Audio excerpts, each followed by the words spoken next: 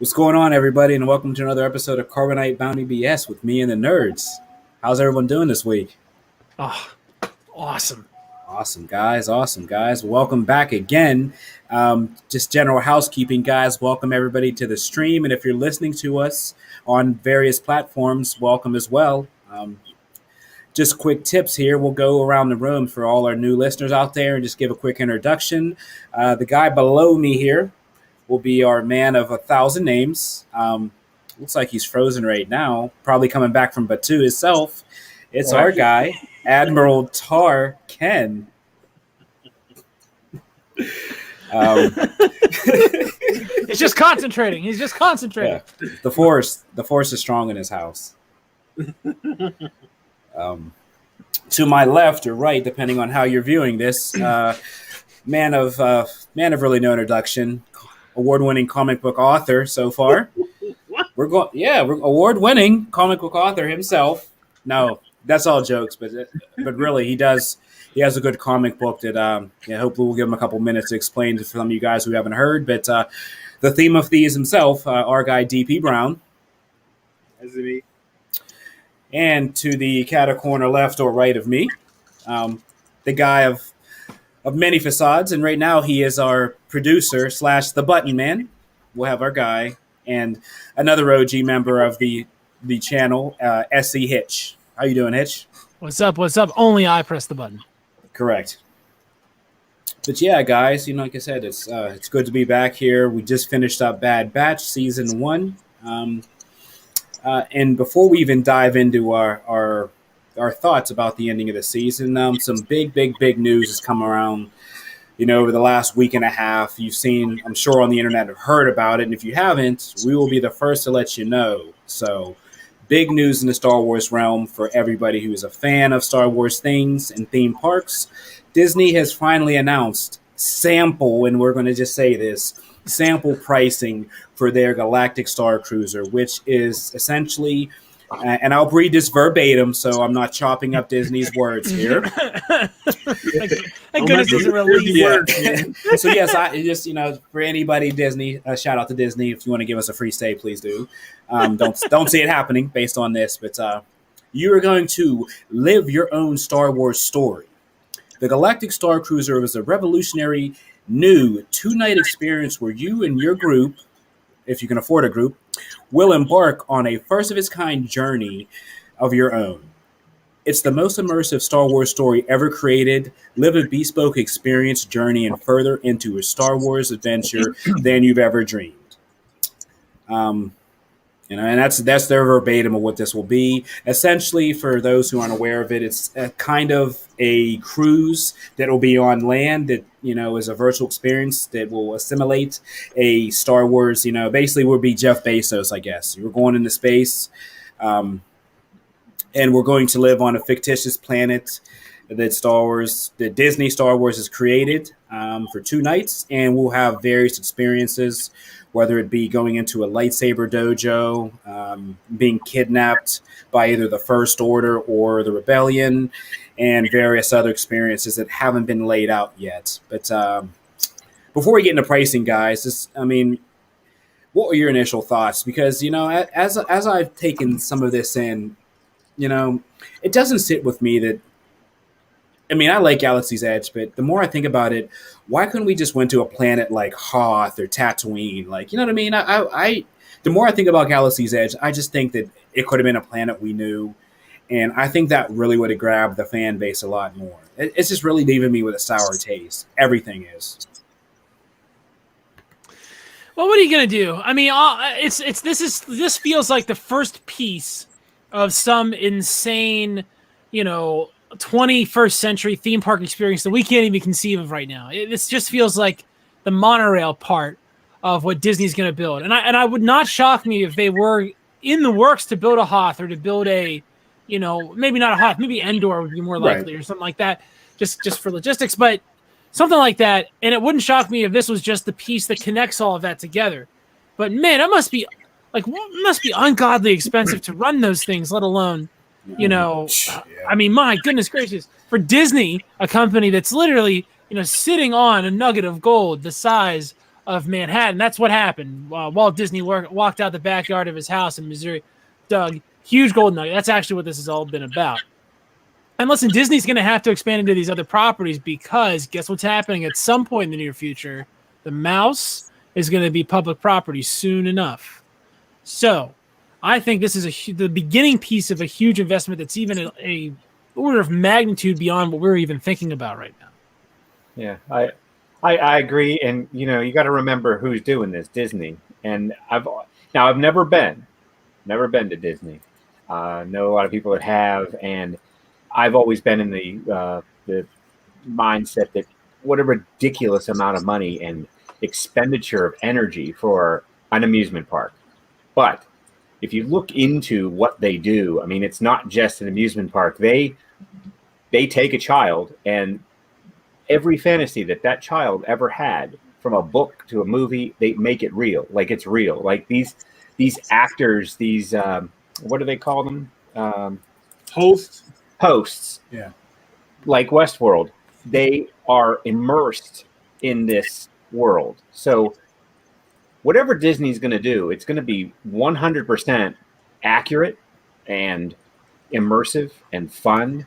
And if you spend $10,000, if you spend $6,500, if you spend $25,000, you're going to get every dollar of that back in an experience. And for them to say Star Wars is pretty cool, we now own this, and we're gonna add this to our theme park, venue as a big piece. I think, that's great. I mean, I think it's going to be a great experience. I'll probably never afford it, probably never be able to go, but I know that the rich Star Wars nerds out there that have unlimited funds will just say this is just great and will enjoy it.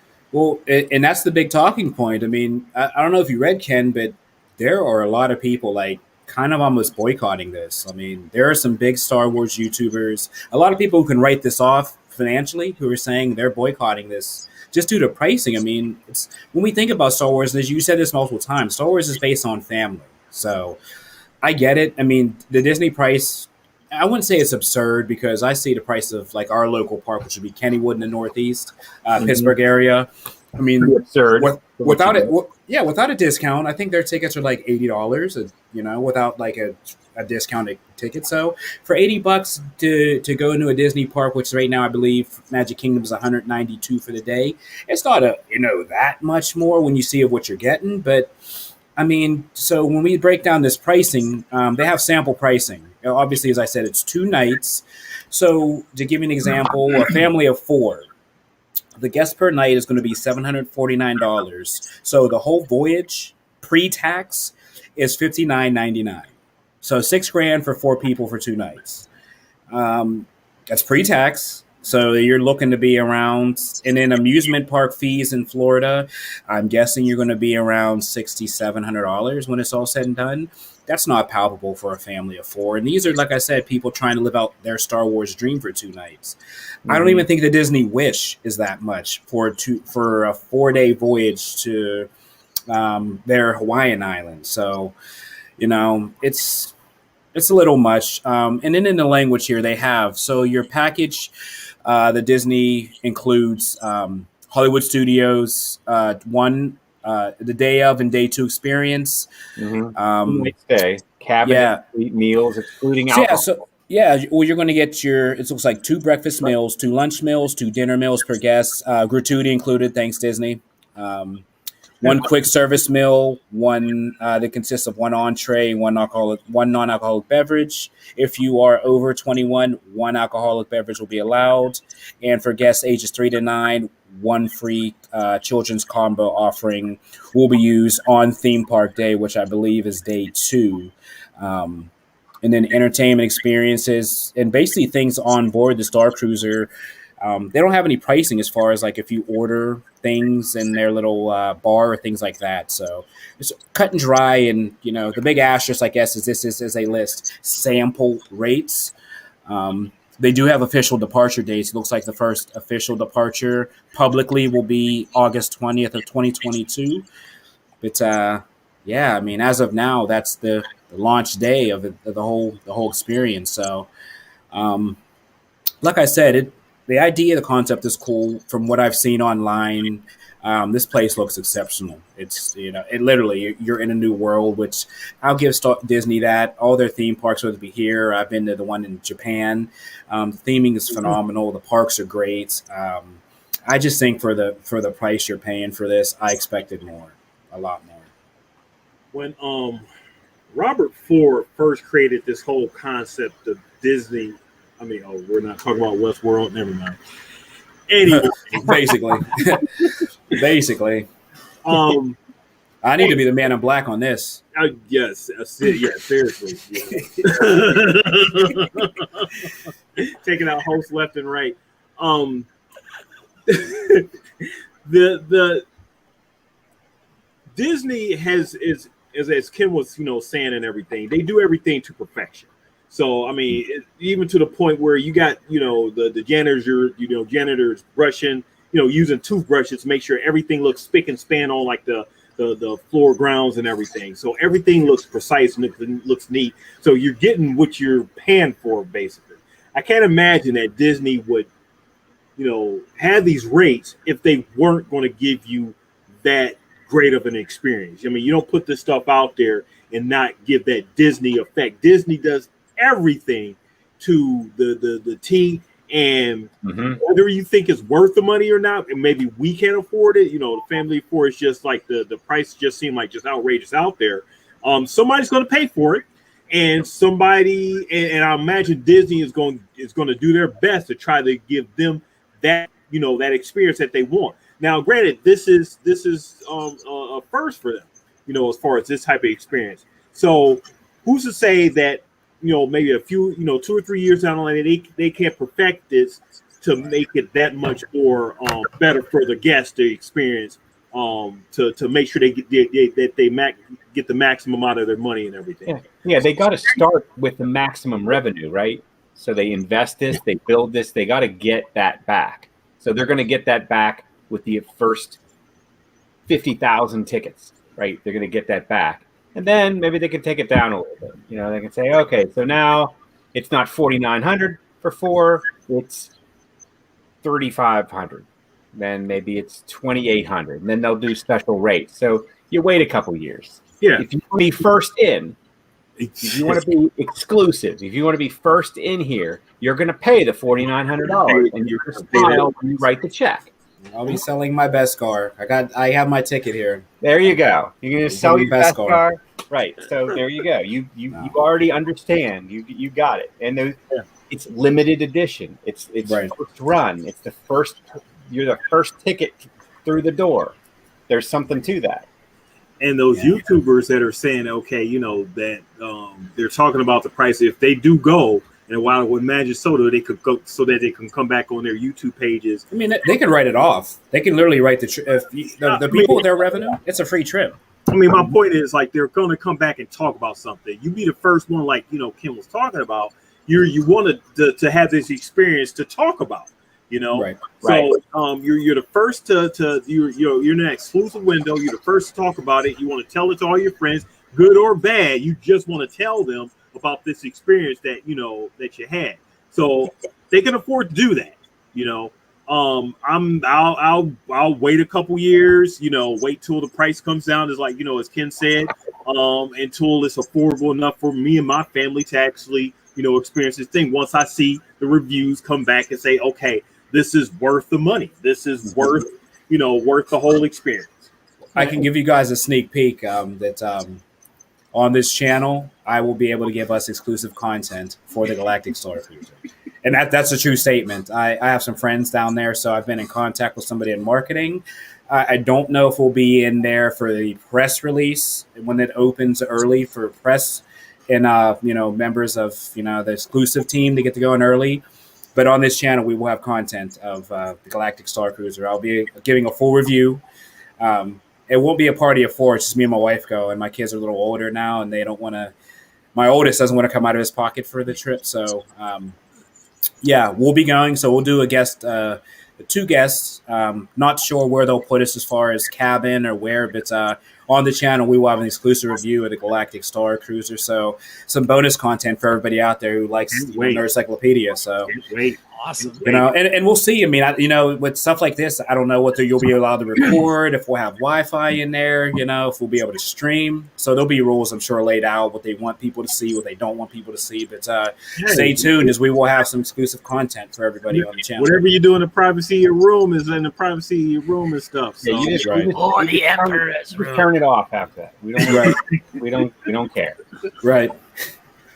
They want you to talk about it, and so you know. So yeah, I'm all for it. So can't wait. Definitely.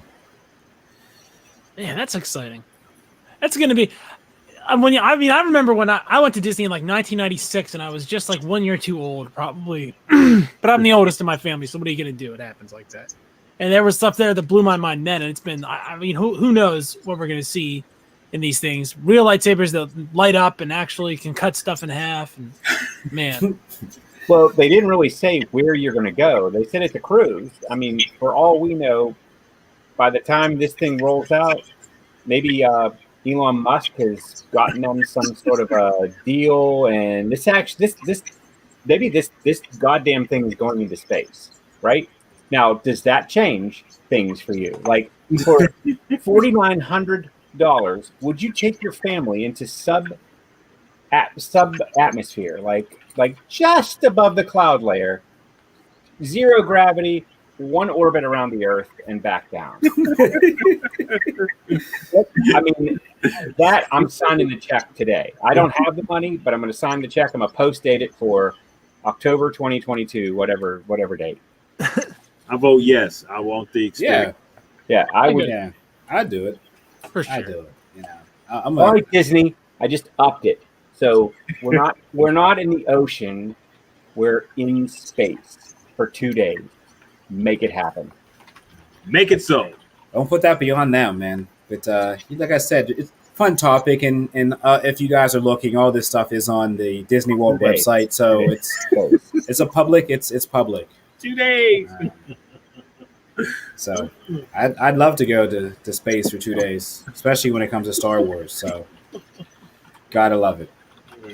But diving into the main meat of our stream here, guys, we just finished up the Bad Batch season 1. So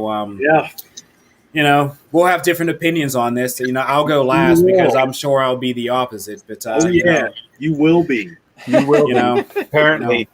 Apparently, yeah, I will be. But episode 16, guys. Let's we'll start with Hitch. What was your thought on the part 2 of the finale?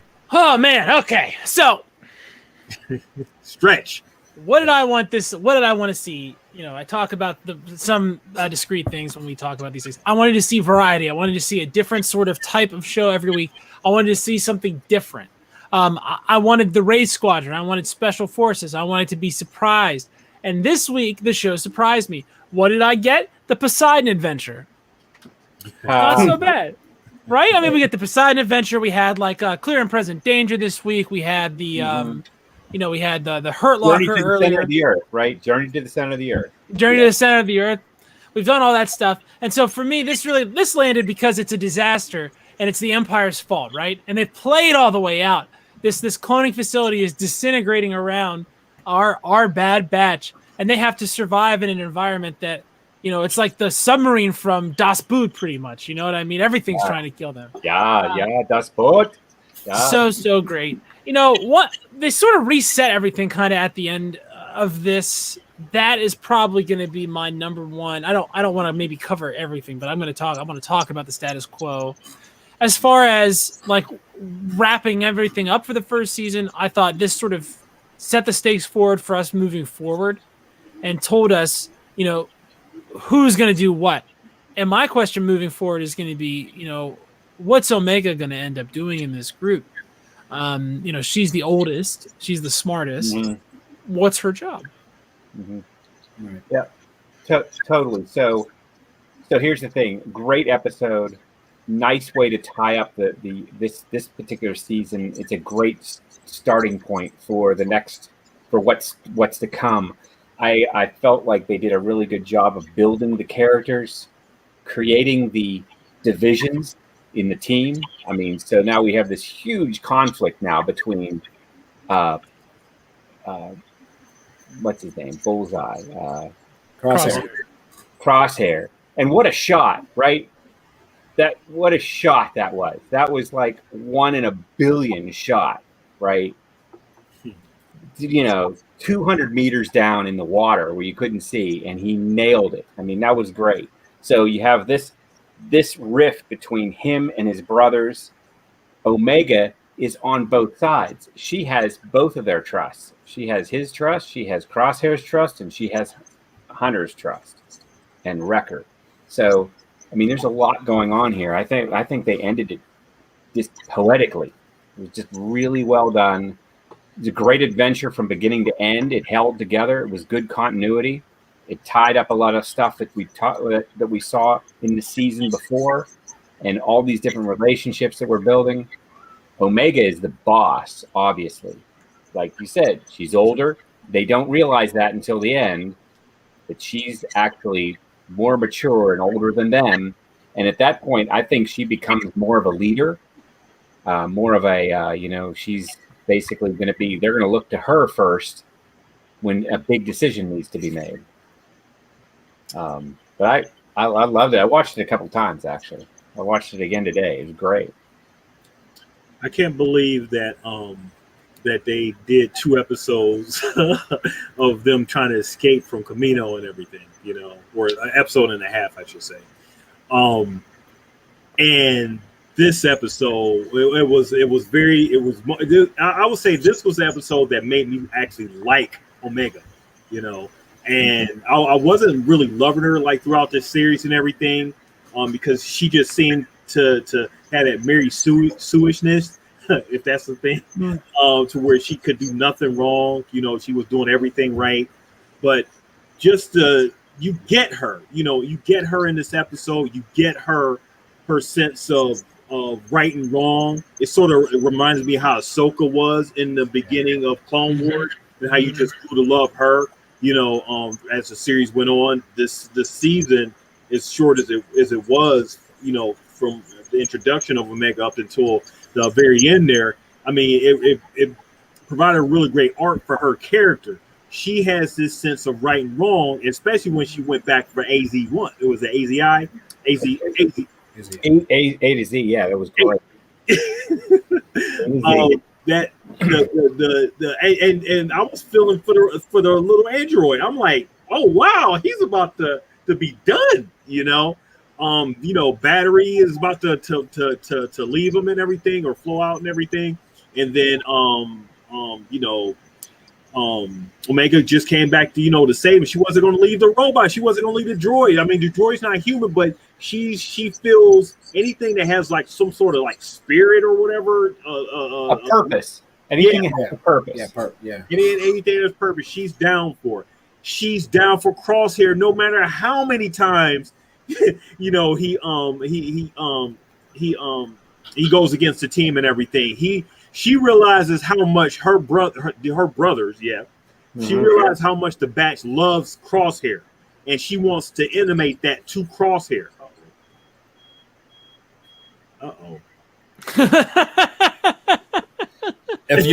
Ladies and gentlemen, we're going to see a lightsaber light up here in the background. Wow! It's Vader! It's Vader! He found us. Look behind you, Sam. Quick, look behind you. That is funny. Can y'all still hear me? Yeah. Fine. Okay. All right. I got. Oh man, this is crazy. My. Live TV, ladies and gentlemen. It's been a takeover. The First Order has arrived at Sam's. Right. DP is getting the First Order at his house. Oh, he's gone now. While we get him back together, I'll jump in and give my view, because I'll be the devil's advocate, and I was let down a little bit based on the ending. I just expected more. I mean, I get maybe they kind of laid this out when they did the early release of season 2, so maybe not knowing that, my opinion would have been different. But when they sprinkled that in, if you wouldn't tell me that Bad Batch had a season 2, I'd be severely let down.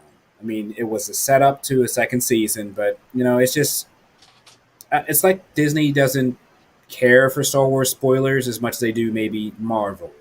They won't want to leak things out for Marvel, but they will for Disney or for Star Wars. This is the second time. I mean, Look at the Mandalorian. We were, talking about the Mandalorian. There were before the last 3 episodes they announced a new season, which we kind of already hinted to. But like these leaks, it's just like I don't know if they're doing this to like, and it's weird because you don't have to like bring us on board. The Star Wars fandom is completely different, I think, than the Marvel community.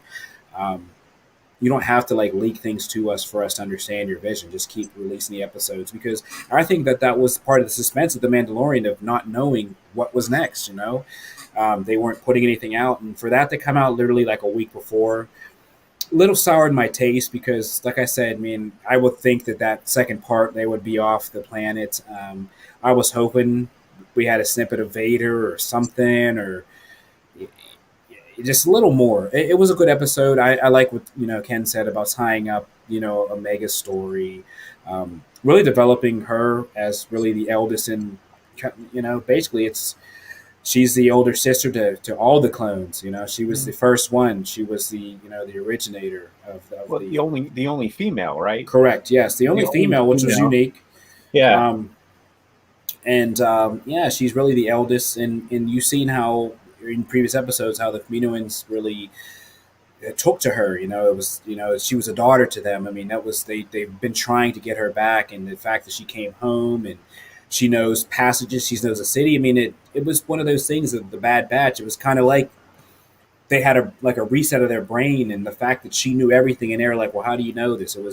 It's kind of like they were wiped, and she wasn't wiped. So to bring her story full circle and to see how she explained herself, and how she is like you're like an older brother, older sister would be. She's on both sides. She's going to listen to Crosshair, she's going to listen to Hunter, but ultimately she has to be that neutral. She has to understand both sides, just like and we talk about the story of family. That's what family does. There's always one that, whether you're good or bad, you still have to listen to all and take it all in, and then let people make their decision for themselves. So I really like that part. But as far as as a finale based on the Mandalorian, based on even looking at where we talk about a Solo 2 coming out, things like that, I was just very, very disappointed on how this ended, because it was these cliffhangers we've been seeing, I expected more. So it almost seems like they wanted to make its own, like a self-contained thing, and what they wanted to do here was, let's tell the story of why they're CK troopers and why they're different than clones, and let's confirm that they're not clones. So it seemed almost like those were the boxes they were checking here, more so than anything about integrating the Bad Batch back into the Star Wars community more, or the into the timeline. And we talk about the sewing together of the different timelines, what the Clone Wars does and what the Mandalorian does, right? It takes stuff that's in the cartoon and that's in the live action and sort of ties it all together. Well, this Bad Batch was pretty straightforward and pretty self-contained. There really wasn't anything from other parts of Star Wars. The speeches around Order 66, the speeches around the announcement of the Empire were there, but that's about it. We see Palpatine, but he's not there. We see Tarkin, but obviously not a big player yet. Right, not really involved. Mostly its own characters, mostly its own thing. Answers one question, and so I understand it to that effect. We leave the real meat of the story of Team 99 for later, and it's almost as if they decide, they say, oh, well, the Empire Scouts will be back, and Crosshair's just like, okay, I'm just going to go back, because this is what I want to do, is just, brutalize native populations. That's what they're going to do, right? So that's going to be interesting. Yeah. He's going to be in the Empire. Right. He's going to be embedded. But there's still going to be this piece of him that's connected to the other 4, right? So how's that going to work? Like, are there going to be conflicts there? Like, the Empire is going to be trying to siege on some planet, some poor little planet, little defenseless reptilian creatures, and Crosshair's in charge of it. And here comes the Bad Batch to save the day. Is he going to ease up and let them win? Right. Let them win in some way, like maybe not send the entire Imperial garrison down, maybe just send the goof troop and let his brothers kind of kick the Empire out, save the reptilian creatures for the day, something like that. it kind of is like the beginning of your Captain Phasmas. You're one true you know general trooper in a sense. I mean, this was the beginning of the start of the what we know to be stormtroopers. So maybe he was their special forces. He was really their hammer, so to speak. So it's interesting. Will they put a chip in his head? I mean, how will they control it? Because essentially he has no chip. He could go either way. Yeah, I don't know if he can be. We don't know if they can be swayed by the Force yet. There were some things that wouldn't be. So we don't know based on, the Bad Batch if they can be influenced by the Force. Well, we know the TK troopers can, right? Because that's like in episode 4. So we know that is like legit. Yeah. So we would imagine maybe the clone troopers are, but the clone troopers are also a higher quality than TK troopers. Correct. Which is another question answered, right? Why can't the TK troopers hit anything? Well, the Emperor doesn't really want a military that's that competent. He wants a military that's like big and like, it's like I'm not saying anything about Shaq's quote skills, right? But Shaq was going to get his points, and there was nothing you were going to be able to do about it because he's Shaq, right? That's what the Emperor wants. You need a Shaq military, big, can lean on people, but it doesn't have to be, it doesn't have to be able to hit every single free throw. It doesn't have to be able to do the threes. It can just do what it has to do down in the paint. You know what I mean? Yep. But it makes a lot of sense. What it needs to do, yeah. And it makes a lot of sense from the domestic politics of the galaxy, because why would the Emperor want anybody else to have a knife? I've been thinking a lot about this Chinese parable where the Emperor wants this gunmaker to make him a big cannon, right? And so the gunmaker comes and brings this huge cannon, and the Emperor is impressed, and he says, "Can anybody else other than you have done this?" And the gunmaker says, "No," and the Emperor has him killed. It's kind of like the that parallel to when they created Stormbreaker, in the Marvel, bring it over to Marvel, when they created Stormbreaker, the Forger, I believe was his name, created Mjolnir, and I mean that was basically his last thing was once you create the final weapon, you're gone. So, very very good parallel to the story and what they're telling. So, and I guess that was kind of how they tied in the end of Kamino, right? They had this testing facility that was the start of everything. They found out it worked before the rebellion or what we thought of the end of the Republic would be able to get back to there to be able to maybe create their own clone army. They said, you know what, we have our knowledge, we have everything we need. Let's get it in the air, in space, and let's get rid of this. So, but it's not just that. Same thing in Rogue One. Yes, it's correct. Same thing to Galen, right? Yep. Okay. Oh, here's this whole thing, this whole assassination plan. It's all secret. And broke his neck too. Got him out of there. It's an Empire thing. Just break your neck. I'd have done it willingly. Whatever. We're still gonna strong arm you a little bit just to let you know we can. Listen, this is all mostly procedural torture. Just so relax, it'll be over pretty soon. It's a process. It's due process. You create this for us, and we're gonna break your neck. Okay. All right, get that hot plate zapper thing, that bud zapper thingy ready. The Empire doesn't play around. They're serious. No. This is all interesting. The reason this all ties back into episode 2 really well, and it would make sense for a lot of this stuff to feed off of what happens in Attack of the Clones. These loving shots of the clone production facility echo shots from episode 2. And where can Obi-Wan get? He can get to Kamino. They can find this place. And what is in this place? All the evidence of these inhibitor ships. All the evidence that shows that the Jedi were murdered by Palpatine. So this is not simply, what makes sense prima facie, right? What makes sense just the first time you think about it from where Palpatine is sitting and Palpatine and, realpolitik, planning correctly and being the master strategist. It also makes sense in the standpoint of the plot making sense. The Kamino had to go. It had to be totally wrecked and destroyed because otherwise you could find it. And if you can find it, you might find out what happened. And if you find out that what was presented to you is fake, then the Jedi could come back and that would be bad. Correct. Yeah. So no, definitely him covering his tracks. I mean, it's once again a master stroke by none other than Palpatine. Whether this be something that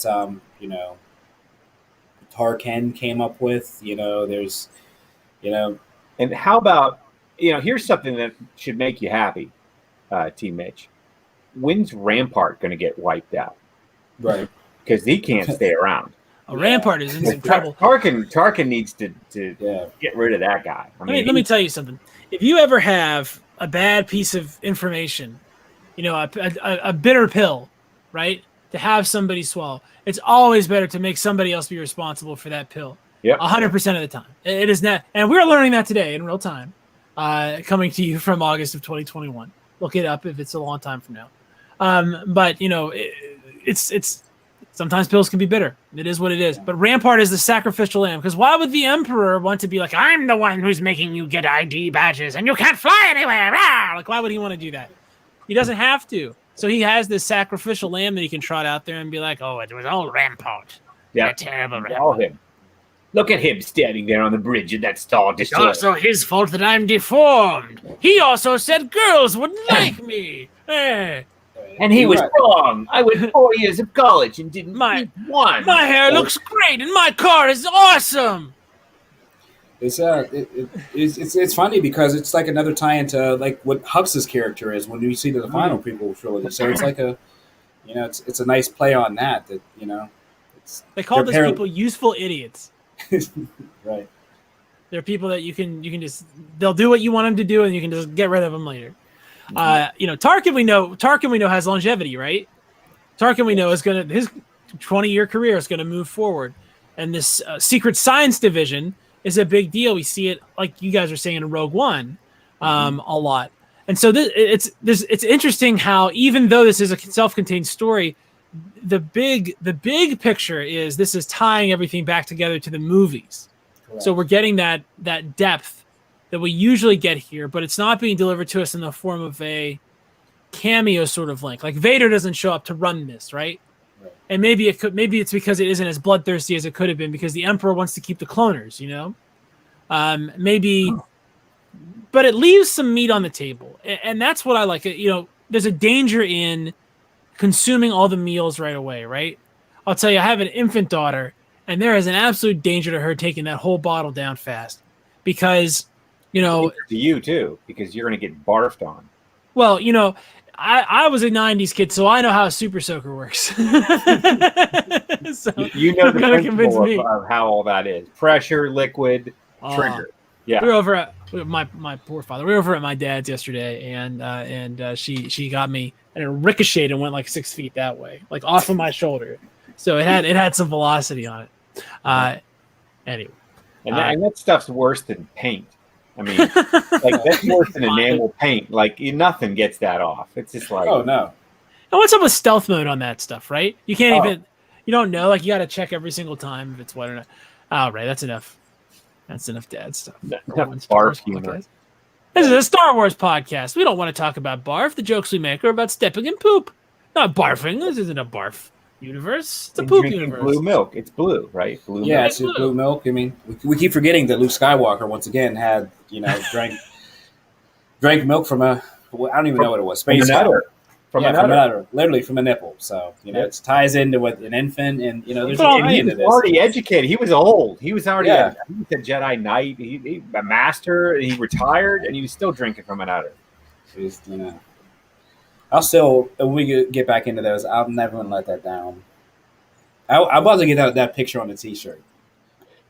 I'm literally going to get that picture. You'll never see that on a T-shirt ever. Oh, Disney won't release that. I'll have to get Hitch to give me a still or something to that. I'll have to make a shirt, an unofficial shirt of that, because it's just one of those. It's still one of those cringe things to me.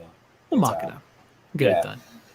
But like we're saying, the tie into the movies. They're weaving that, we're crocheting a blanket, so to speak, of the Filoniverse. I mean, they're definitely those patches that that Disney couldn't do originally in their thoughts. He's definitely doing a great job of going over, knitting this blanket, weaving this all together, and making it make sense. Because as we discussed time and time, even with the original prequels we just tied in, there were so many holes that I feel like what they're doing is they're making it make sense. So you're saying, over this, period of, the Anakin Skywalker and his, descent to the dark side, it seems like the episode 2 was literally, we talk about it, we need to do a 2-parter. This could have been a whole trilogy itself, the Clone Wars could have been literally a trilogy of movies. and they could have released this content that didn't have to be just about Jedi. I mean, we could have went into the droids and all this. So I really think that they're doing a great job, because that period, as we discussed, I mean, if we do part 2, could have been a 3-part. This could have been a 6. This could have been, a 6-movie set based on the content we're getting. So I think that these little short stories with the Bad Batch, at this point, we'll be seeing Han Solo soon and things like that. We've seen Maul and his ascent from basically his exile from the Sith order. There's so much content that they can write that happened in this period that they're just doing such a great job, and I can't tip my hat off to them enough for what they're doing as far as a story, because there were a million holes when I watched this back then. I can see it now in these stories, and I'm like, oh, and that makes sense. I understand that now, and to get these legacy characters like Tar-Ken and everybody, soon to see, hopefully Thrawn at some point, whether it be, in the future series, things like that. I'm just amazed at these stories. I really am. The writing is exceptional. And talk about how all of this folds into this stuff. So Disney has, been producing this Disney Plus stuff. They did The Mandalorian, and Omega would be Boba Fett's 40-year-old twin sister. By the way, in that timeline, if they decide that she's going to show up there. So that's all tied together, right? They did the Clone Wars, and obviously this is tied because Team 99 is from the Clone Wars, so it's tied in there. They're doing this Obi-Wan series, so Obi-Wan's going to go on adventures, and who's going to be a good guy, a good team for a Jedi to have in their back pocket when they need to go on adventures?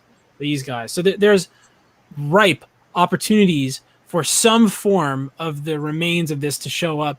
And the clones will age fast, but it's Star Wars. They can always just change that if they just want to. They can just be like, they had a medical procedure and they're fine now. So they'll be around forever. I mean, what were we going to say? They back the tank. Yeah, it's a back the tank. Well, we got some questions about that. Well, shut up. It's a back the tank. We don't care. Yeah, we are. No, we're just printing money over here. We don't care about that. But anyway. I'm excited that there is that continuity, right? Even though it is contained. We have big questions, but there are big questions to answer, but we get a lot of answers too here. Why didn't somebody just use the clones? Like, why didn't the clones just rebel against the Emperor, right? All that stuff's answered. We get it now. The clones popped up. They were useful only on the fronts where they fought. They never really showed up anywhere else. And then they were replaced by a team of people that were almost identically attired, that you would never be able to tell the difference unless you'd seen the clones. And again, seen them fighting. Right, seen them fighting. You'd have to be able to tell the difference between AAA baseball and Major League Baseball on sight. That's that's probably not easy to do if you've never seen a baseball game before, right? It's a good analogy, though. I mean, I got a lot of those tonight. I'm in a good mood. Hopefully, our boy DP is not captured by the First Order. Yeah, I think they got him. They got him on a. I'm definitely gonna have to take this up. I'm gonna have to take this Galactic Star Cruiser to go get him. Yeah, this $5,000 trek to go pick up DP. They took a check. They cashed it early, and they were like, "Okay, let's go get him." I already swiped my card. It looks like I'm on my way to whatever planet he's on. Maybe he's on Kamino. He's somewhere in the engine room, just going like with a Hydra spanner, like and just like smacking stuff. Maybe he'll show up. He'll have like a lab coat on. He'll be Tonwin, like assistant. Real nerdy glasses. Oh, he does have nerdy glasses, doesn't he? He's got these nerdy glasses on and like a clipboard, but it's an iPad, right? It's digital clipboard, and he'll be taking notes. And maybe he'll create the TK. He's gonna say, "Yeah, I've been sucked into the cartoon." It's a career choice. Maybe he's gonna clone Jar Jar for Hitch. That would be funny if like we saw the TK stormtrooper take his helmet off and it's a Gundam, right? It's Jar Jar. They're all Jar Jars. That's why they can't shoot. They're just that incompetent and stupid. Right. Jar Jar is a useful idiot, by the way. He's the one that proposes Palpatine receive the emergency powers. Right. He created all this. Lots of examples of useful idiots in the Star Wars galaxy. Do you think that the Bad Batch should change their look at all? I mean, if they're being searched for across, should they maybe put on a different pair of pants Should they keep going with the same attire? I mean, they should probably switch that up. I think we'll see a time jump here. There's a lot of like possibilities. I'll bet they lose the armor. I'll bet they lose the armor. Yeah, I bet they go into more like slave trader sort of robes and right. That's what I was thinking. I don't mean it's like slave. Like they just be like more like commoners. Correct. Yeah. Something like maybe like tattered clothes, things like that, kind of because at this point, they're on the run. Yeah, they're on the run now. Right. So they have to go. Unless they're that cool to keep it on, but like I would like to see them, go in, go basically, Just imagine they flip up. They do that thing where they flip the hood up, and it's like, and it's exactly, Tamura Morrison, but like 80 years old, right? And you're like, oh man, like I would flip out if they did that. It would like literally, I would be out of my seat, jumping around. So that's a possibility, which is going to make every single episode of Book of Boba Fett now incredible. Like you're just because you're going to be waiting because there's going to be some sort of Easter somebody's going to be in there. I think we'll see Omega. Yeah, Omega. Because then that's an interesting thing because even that scene where Boba Fett's sitting on Jabba's throne, right? He's in sort of half robes, and so he's kind of in hiding too, like stealth mode. Yeah. So Omega, how would they do that? How would they edge her into the Mandalorian story or into the Book of Boba? How would they get her in there smoothly? What would be the moment where I heard you're in charge of Tatooine now, and I'm 40 years old with a plane. Basically, yeah. I mean, she's been there you go. She's been tracking that. I mean, that'll be the story. She's been tracking him. She's finally, hunted him down and. I'm imagining she's not going to. Yeah, I'm imagining she's not going to come by herself. So maybe I'm here to tell you need to change the name of your spaceship. It's a Slave One. It's just not. It's no good. It's not nice. It's not nice. It makes people sad. So who's playing her? Kate Beckinsale? Don't do that. Don't do that on here, please. Don't. This isn't the stream for that. Kate Beckinsale. This is the thing, and like in 10 years, that this deep fake stuff is going to be almost like the same thing as the volume. So they're going to be able to just put whatever face they want. This is going to be so wild. But I feel like if the main purpose of the Bad Batch, the series, is to be an origin story for Omega, I would be happy. So I would love to see her in any of the properties that we have coming forward. Mm-hmm. I definitely think we will. I mean. You see the Mandalorian season 3. I mean, there's so many ways to go. I mean, and the fact that they did that, that AI version of Luke. I mean, just think about it. They basically just opened the doors because it wasn't the. I would say it wasn't the worst look, but I mean, it looked real to me. So the fact that they can put that on a screen with an actor, I mean, Mark Hamill will live forever, and. It looked pretty good. It did. Pretty good. It did. So that's I'm like, geez. It's a magic trick, right? Any magic trick, if you sit there and you look at it frame by frame and you sit in if you see it 50 times, you'll figure it out eventually. And that's kind of what CGI and effects are like. If you have to sort of think about it the first time you saw it, and we've talked about it on here so many times. The first time I saw that, I almost crapped my pants. I was so excited. I jumped out of my chair like a little kid. So I think that you're right. The possibilities are there for them to do a lot of crazy stuff. I mean, the Matrix pioneered using the same face on multiple different, constructs. So we know it's possible. It has been for decades. So, I mean, there's a lot of story possibilities that are open now because of this series. And frankly, I think the characterization is great. The acting was great this year. I thought there are some filler episodes, but they did a good job setting the stakes. They did a good job explaining what was the main conflict of the season. And so for me, it was a success. And everybody knows the first season of everything is usually the worst season of everything, right? Except The Sopranos. That's the big exception, in my opinion.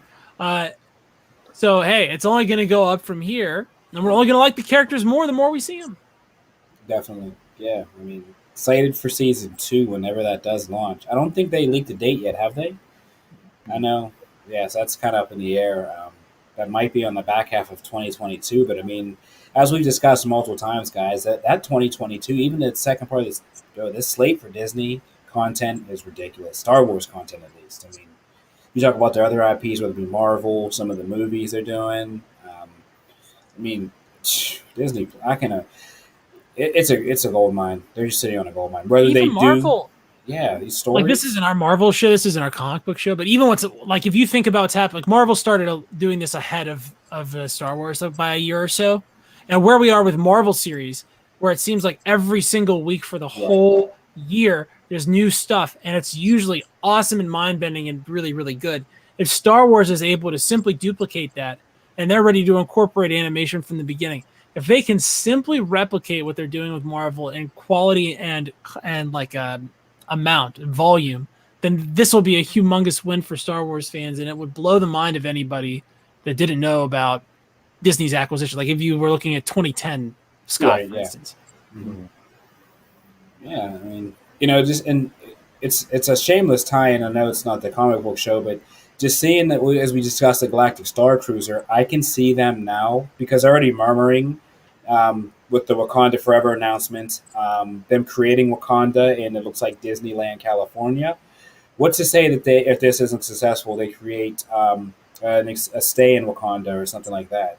I think based on the whole Black Panther and the movement, that there will be a experience in California that will be like the Star Cruiser on a Marvel IP. So, as always, Star Wars will be the. They could do anything. They could do. Oh, they can. Anything they want. They can. I think this is just their best bang for the buck. This is. It is. This is going to be the franchise. This is going to be the storyline that's going to pay for everything else. And that's why I think that's why these ticket prices are so high. That's why the initial announcement is so high. Right. Because they got to pay for it. They got to pay for the investment, and then they'll spread the technology across their entire story base. I mean, you'll be able to stay you already can, right? You can stay in the castles, and you can be immersed in the Cinderella story. You can be immersed in the Snow White story. So these are all things they already have, and it's very matter of fact now. What did you say the ticket price to get in? $190 for a person? Yeah, that's about $192 to go. That's in Magic Kingdom. I think it'd be a little less, maybe $10 less to get into the other one. But it's up there. But I mean, the pricing pays for all this. I think this Star Cruiser, and that's the one thing I will say with Disney, especially Disney Star Wars. Disney is very good at segmenting money and putting it back where it belongs, not in the shareholders' pockets directly necessarily. I mean, with the Star Wars stuff, that Star Wars stuff funds these amazing projects. I mean, the theme park realm has its theme park division, but that money is circulated around to all things Star Wars. I mean, the allocation of money they do with these projects is exceptional. This, as you guys are saying, all this is going to do is allow us to get more content, open doors for more things, that we like to discuss. I mean, it's endless, and that's why I didn't have a problem. We discussed this about the whole, Scarlett Johansson and her thing about, her legal battle with them as far as what she was expected to be paid based on, and me going on and buying the movie. I didn't mind buying the movie for $29.95. I won't mind buying whatever IP that Disney does for $29.95 in the future. As I know as a consumer that this money is going to what I want it to, which is to produce these amazing projects. Right. But so much of the economics is different. And doing something else with it, like spending it on sports or education. This is going toward entertainment, and it's things that we love. So But so much of the basics of the financials of this is changing, and you really can think of it as, the difference between a ticket model or a pay-to-play model and a funded taxation model. Right. Disney is functioning like the literal government of Star Wars, and they're saying to you, hey, $15 a month, and we're going to produce all this stuff, right? That's exactly what the government does. And what Disney is able to do is they're able to sell things based on you paying them later. And all of this product, all of these new TV shows is designed to say, what is the likelihood, do you think, investor, of these three dudes on this podcast ever canceling Disney Plus? That means I can sell you the $15, the $45 here from June of 2046 if I want to, because these guys ain't never canceling this. And that means that I can borrow money against all of that prospective revenue now. Right. While building the edifice, because Disney is the type of company that knows that what is valuable is the thing you built, and you can just put the money back into building the product, like you guys are saying. They're very, very good at that. But this is an adjustment period, and it should be, because what's happening is now, instead of going to an expensive and very swanky French restaurant when it comes to this movie content, we are all sort of going to Melman's Cafeteria in St. Clairsville, Ohio. And that is not necessarily swanky, but you pay your price and you takes what you takes. Right. Really yeah, good, guys. really great broccoli casserole out there in Melman's, by the way. Just to shout that. Definitely, really like this stream. I mean, it was a good way to kind of close out and also give some guys some bonus content based on, like I said, the Galactic Star Cruiser was a big announcement. And as things, move forward, we will keep everybody in the loop, as always, with any breaking news when it comes to anything pertaining to Star Wars. As far as moving forward, guys, what do we think we're doing next? I know, Rebels is a haul, so we're in August. I mean, if we do Rebels, that's going to run us into almost a new year. I think we should do Solo. I would like to do Solo next, yeah. I think that would be Why don't we do Solo? A good jump. I'd be okay with doing Solo. I know we want to do Rebels. How much of Rebels would we have to do? Are we talking like 7-8 episodes? We would have to do it. I mean, to get it done and to keep doing the content, because the way this stuff is rolling out. Because, Boba Fett would be out to by December. I mean, if we did it the small chunks as we did, the Clone Wars, we would be in the next year. So we'd have to speed it up and basically Why don't we do the Solo movie then? If we have to we'll- hunk it up, because I know Sam's not here, so I don't want to start trying to budget his time. But if we he's do the Solo, guy. Yeah, he's the one. Yeah, he's the guy that budgets how we he's got consume. stuff going on. He's got projects. It's all right. Hey, He's a Theme of he's a Thieves. busy man. He's The a Theme of comic Thieves, book artist. This Right. DP Brown. So yeah, we're gonna move into Solo, and we'll do that, and that'll be a good tie-in because, like I said, they've already been leaking out potential, cast members for Solo 2 and ideas. So that'll be something that ties into this kind of prequel era as well. So it'll be fresh on everybody's mind for sure. Perfect. But yeah, guys, so just to let you guys know, once again, next week we'll be discussing Solo, which I think was a great movie, and we'll get everybody's opinion. But until then, hopefully I can get on this Galactic Star Cruiser here in a couple moments and go rescue Sam from the First Order. But until I get back with our guy DP Brown, this is the way. This is the way. This is the way.